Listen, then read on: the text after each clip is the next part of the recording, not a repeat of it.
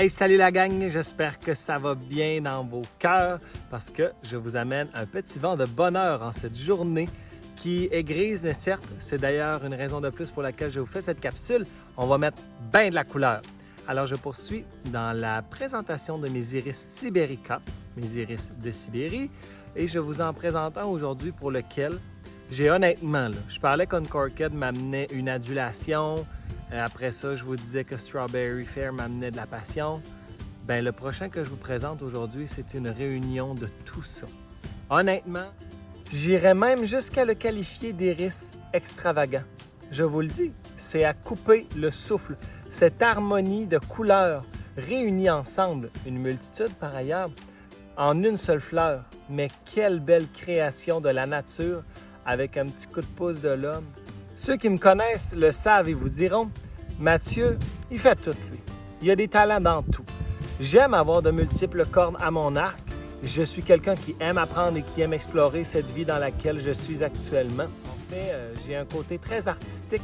Je suis un artiste peintre depuis mon enfance et j'ai développé un immense intérêt à peindre des personnages et exclusivement des femmes.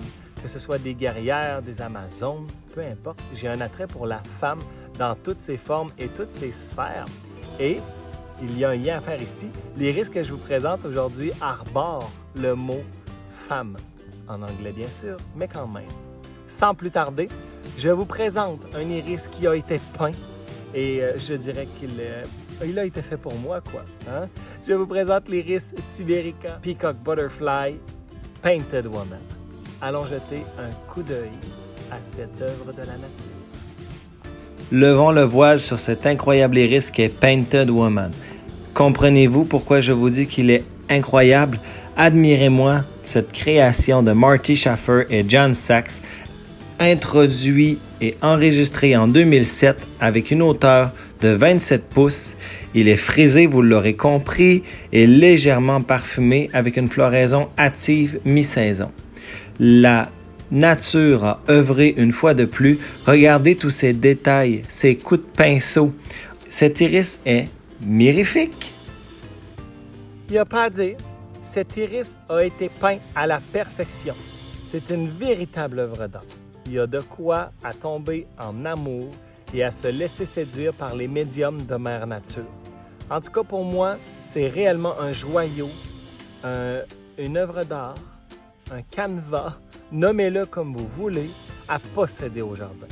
Si vous êtes capable de mettre la main dessus, allez-y, c'est un atout à avoir au jardin parce qu'il attire clairement l'œil et il le séduit. Hein? Parfois, quand on regarde un tableau, on le dit toujours, lorsqu'on est artiste, on regarde toujours une toile de loin, mais lorsqu'on regarde cet iris, allez-y de près, il est d'autant plus époustouflant de près que de loin. Mon Dieu, le soleil m'épate et m'éblouit. Veuillez m'excuser, hein, j'étais carrément dans un bad trip. La lumière divine, elle me fait pas.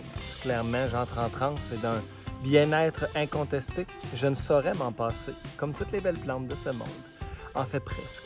Alors, chers adeptes, je prends le temps de vous remercier du fond de mon cœur pour m'avoir accordé du temps et d'avoir apprécié cette capsule. J'espère vous avoir apporté un minimum de connaissances parce que c'est bien entendu mon objectif et surtout du divertissement.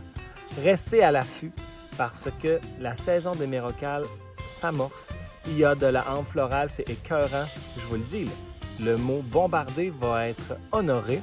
Si ce n'est pas en capsule par manque de temps, ce sera certainement par photo, mais sachez que je vais tenir parole. Un gros merci à vous tous et on reste à l'affût!